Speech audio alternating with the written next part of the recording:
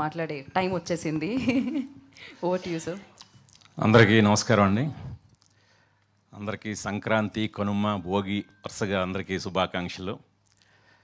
So ఇందులో చాలామంది మన మీడియా మిత్రులు ఇంకా ఊళ్ళు చేరుకోలేదు. జీవి గారు, సుబ్బారావు గారు, నాగేంద్ర కుమార్ గారు, బిఏ రాజు గారు అబ్బాయి, వీళ్ళందరినీ చూస్తున్నాను.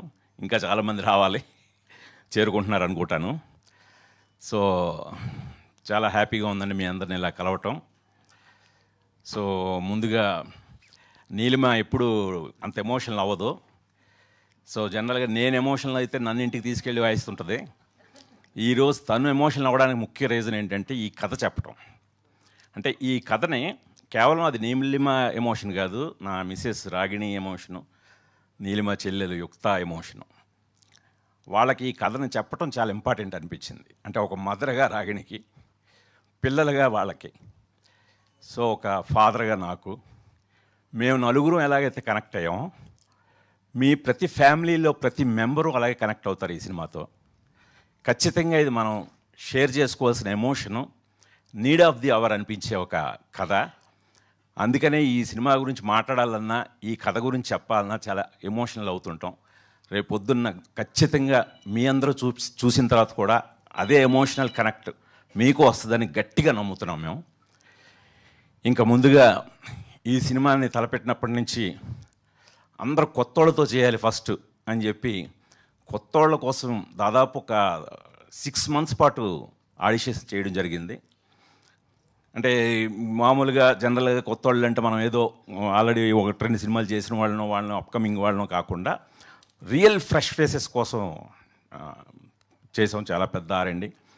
సో ఆడిషన్స్లో విఘ్నేష్ గవిరెడ్డి దొరికాడు, పృథ్వీ అడ్డాల దొరికాడు, లిఖిత ఎలమంచిలి, ఇలా ఇంకా దాదాపు ఒక 20 మంది వరకు కొత్త వాళ్ళందరినీ కూడా మేము ఆడిషన్ చేసి ప్రతి ఒక్కరిని కూడా వాళ్ళ టాలెంట్ని చూసే సెలెక్ట్ చేసాం తప్ప ఎటువంటి రికమెండేషన్లు కానీ ఎటువంటివి లేవు. సో రేపు పొద్దున్న ఆడియన్స్ మీ అందరూ కూడా మీలో తమను చూసుకోవచ్చు. అలా అంత ఫ్రెష్గా అంత జెన్యూన్గా వాళ్ళు యాక్ట్ చేయడం జరిగిందో క్యారెక్టర్ లాగే. నేను తీసుకోవడానికి రీజన్ కొత్త వాళ్ళని క్యారెక్టర్లా కనబడాలని, వాళ్ళందరూ క్యారెక్టర్లానే కనబడతారు. ఇంకా తర్వాత ఓ పక్క ఈ ప్రాసెస్ జరుగుతుండగా ఈ కథకి చాలా ఒక టెండర్, ఒక 17 years, అంటే ఈ కథని మీరు ఆల్రెడీ ట్రైలర్లో చూస్తే అర్థమై ఉంటుంది. అడాలసెన్స్ ఏజ్ అనేది చాలా చాలా ఇంపార్టెంట్ ఈ కథలో, మెయిన్ థీమ్ అది. ఆ అడాలసెన్స్ ఏజ్ కోసమే నేను ఈ కొత్త వాళ్ళందరినీ, విఘ్నేష్ వీళ్ళందరినీ కూడా తీసుకోవడం జరిగింది. వాళ్ళందరూ పర్ఫెక్ట్ 17 years old కిడ్స్ వాళ్ళందరూ. సో అదే ఏజ్లో నాకు ఒక అమ్మాయి అవసరమైంది.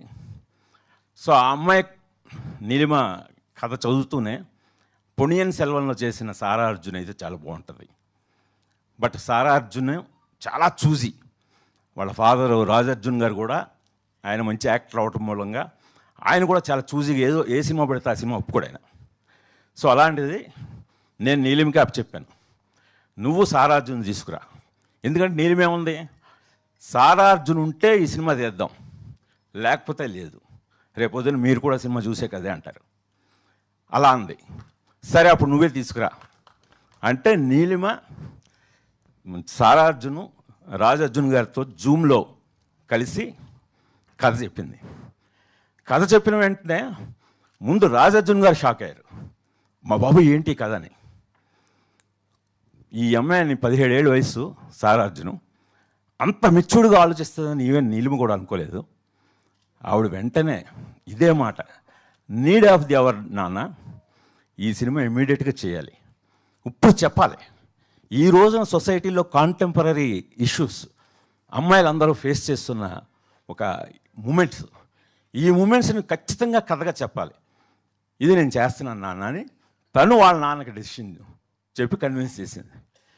సో అలాంటి ఒక మెచ్యూరిటీ అంత చిన్న ఏజ్లో ఆ అమ్మాయి పేరెంటింగ్ కానీ ఆ అమ్మాయి స్కూలింగ్ కానీ అంత డీసెంట్గా ఉన్నాయనిపించింది.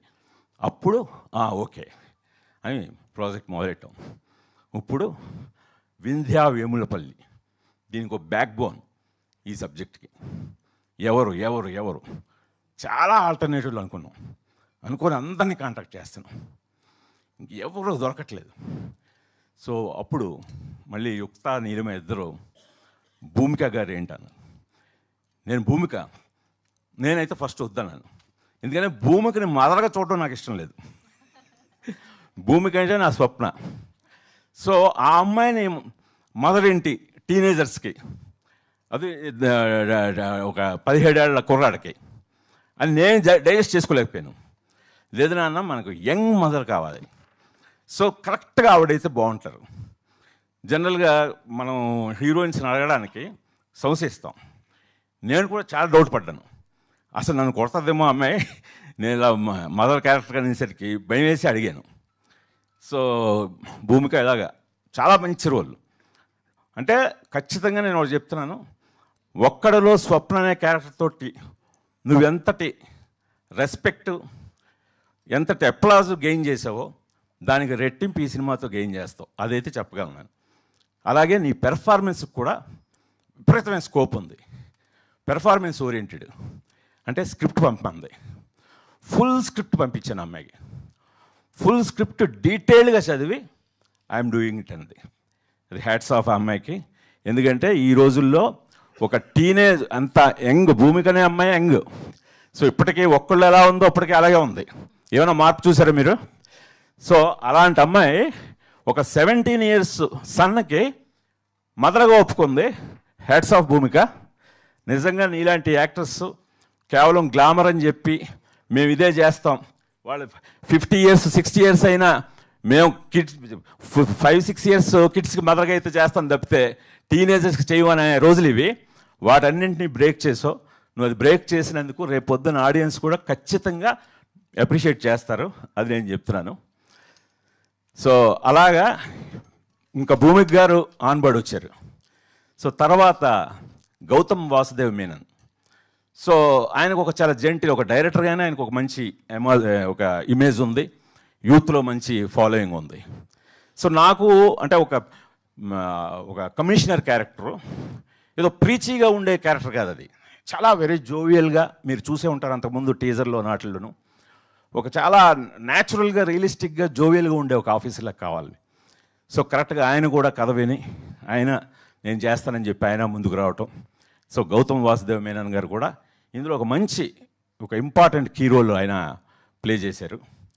ఇంకా టెక్నీషియన్స్ విషయానికి వస్తే నా స్క్రిప్ట్ చదివి మ్యూజిక్ డైరెక్టర్ పంపించాను కాలభైరవకి. స్క్రిప్ట్ చదివి ఫస్ట్ ఫోన్ నాకు కాలభైరవ్ గారి దగ్గర నుంచి రాలేదు, కీరవాణి గారి దగ్గర నుంచి వచ్చింది. వచ్చి గుణగారు మీరేమనుకోకపోతే దొంగచాటుగా మీ స్క్రిప్ట్ చదివేసాను అన్నారు ఆయన. సో నేను షాక్ అయ్యాను, ఏంటి సార్, అదే మా వాడిని మ్యూజిక్ డైరెక్టర్ అనుకుంటూ మీరు స్క్రిప్ట్ పంపించారు, అది టేబుల్ మీద ఉంది. నాకు గుణశేఖర్ అనేసరికి కొద్దిగా క్యూరియస్ అనిపించింది. ఆ క్యూరియాసిటీ తోటి నేను చదివేశాను. ఇక నా మొట్టమొదటి సినిమా లాఠీ సినిమాకి మ్యూజిక్ డైరెక్టర్ కీరవాణి గారు. సో ఆయన చదివేసి వెంటనే నేను మీ ఇంటికి వస్తున్నాను, లేదు మీరు మా ఇంటికి వస్తారా అని దాదాపు ఉదయం ఎర్లీ మార్నింగ్ ఒక 7-8 ఆ టైం అనమాట. ఆయన సార్ భలేవాడు సార్, నేనే వచ్చేస్తానని చెప్పి ఆయన దగ్గరికి వెళ్తే ఇదే మాట అన్నారు, నీడ్ ఆఫ్ ది అవర్. మనం మన పిల్లల గురించి, మన పేరెంట్స్ గురించి ఎలాంటి సందర్భాలు ఎదుర్కొంటున్నామో అప్పుడు ఇది తీయాల్సిన అవర్ అండి, అర్జెంటుగా ఈ సినిమా తీయండి, చాలా చాలా బాగుంది అని వాళ్ళ అబ్బాయిని పిలిచి కూర్చోబెట్టి గుణశేఖర్ అంటే ఎవరో అని ఆయన మళ్ళీ ఆయన పరంగా నన్ను పరిచయం చేసి ఒళ్ళు దగ్గర పెట్టుకొని చేయి ఈ సినిమా అని కొడుక్కి హెచ్చరించారు. ఆ దాని ఫలితమే ఈ రోజున కాలభైరవ అద్భుతమైన పాటలు, ఇంకా 2 పాటలు రిలీజ్ చేయాలి. అలాగే బ్యాక్గ్రౌండ్ స్కోర్ రేపు పొద్దున్న సినిమా చూసిన తర్వాత కాలభైరవ బ్యాక్గ్రౌండ్ స్కోర్ గురించి మాట్లాడుకుంటారు. ఈ బ్యాక్గ్రౌండ్ స్కోర్ అయిపోయిన తర్వాత కీరవాణి గారికి నేను ఫోన్ చేసి చెప్పాను, సార్ ఎందుకంటే కీరవాణి గారు మాస్టర్ బ్యాక్గ్రౌండ్ స్కోర్ చేయడంలో, మిమ్మల్ని మించిపోయాడు సార్ మీ కొడుకు అని చెప్పాను. ఆయన ఎంత హ్యాపీ అవ్వలేదు. సో అలాగా ప్రవీణ్ కే పోతన్ ఫోటోగ్రఫీ కొత్తగా ఉండాలని, కొత్తతను ఇంట్రొడ్యూస్ చేయాలని చెప్పి పిఎస్ వినోద్ గారి దగ్గర, రత్నవేలు గారి దగ్గర పనిచేసిన ప్రవీణ్ కే పోతన్ అనే అతన్ని సినిమాటోగ్రాఫర్గా పరిచయం చేశాను. ఇంకా ప్రవీణ్ ఎడిటరు. ఇలా ప్రతి టెక్నీషియను ఈ సినిమాకి అందరూ కథ వినే, అరే ఈ కథ భలే ఉందండి, ఎందుకంటే బట్ కథ చదువుతున్నారు అందరూ. అట్ ది సేమ్ టైం అంటే కొత్త వాళ్ళతో తీస్తున్నాం కదా అని చెప్పి ఏదో చిన్న స్కేల్తో తీసే సినిమా కాదు, చాలా పెద్ద స్కేలు. అందుకని వాళ్ళందరూ కూడా చాలా బాధ్యతాయుతంగా పనిచేశారండి. అందుకనే ఈ రోజున ఖచ్చితంగా నేను చెప్తున్నాను, ఈ జనవరి చాలా నవ్వులతో స్టార్ట్ అయింది. అన్ని సినిమాలు బాగున్నాయి, చాలా హెల్దీ వాతావరణంతో మొదలైంది 2026. ఈ నవ్వుల నుంచి హ్యాపీగా అలా నవ్వుకుంటూ ఫిబ్రవరి ఫస్ట్ వీక్లో ఒక్కసారి ఒక చిన్న బ్రేక్ యూఫోరియాతోటి మన ఫ్యామిలీల గురించి ఆలోచించే, మన గురించి మనం ఆలోచించుకునే, మన పిల్లల గురించి మనం ఆలోచించుకునే సమయం వచ్చిందని ఫిబ్రవరి 6న విడుదలవుతున్న యూఫోరియా చూడండి. తప్పకుండా మీరు నన్ను ఆశీర్వదిస్తారని ఆశిస్తున్నాను. థ్యాంక్ యూ గుణశేఖర్ గారు, థ్యాంక్ యూ సో మచ్. నేను అందరినీ అడిగాను, so I have to ask you also. మీ యూఫోరియా మూమెంట్ అంటే ఏం చెప్తారు? వీ హ్యావ్ లైక్ మీ సినిమాలు చూసినప్పుడు చాలా యూఫోరియా మూమెంట్స్ ఉన్నాయి ఫర్ యూ, బట్ ఎస్పెషల్లీ ఈ సినిమాకి సంబంధించి. నా యూఫోరిక్ మూమెంట్ అంటే ఈ యూఫోరియా సినిమా డబుల్ పాజిటివ్ చూసిన తర్వాత నా ముగ్గురు ఆడాళ్ళు, రాగిణి, యుక్త, నీలిమ, వాళ్ళు చాలా తృప్తిగా చాలా మంచి సినిమా తీసావు నాన్న అని చెప్పి వాళ్ళు చెప్పడమే నా యూఫోరిక్ మూమెంట్. డెఫినెట్లీ. ఫస్ట్ ఇంట గెలిచి రచ్చ గెలవాలంటారు. ఆల్రెడీ ఇంట్లో గెలిచేశారు మీరు, ఇప్పుడు రచ్చ గెలవడానికి Feb 16th వచ్చేస్తుంది అనమాట euphoria. And thank you so much. We have a Q&A session. For Q&A session I request director గారిని, భూమిక గారిని, సారా గారిని అండ్ నీలిమ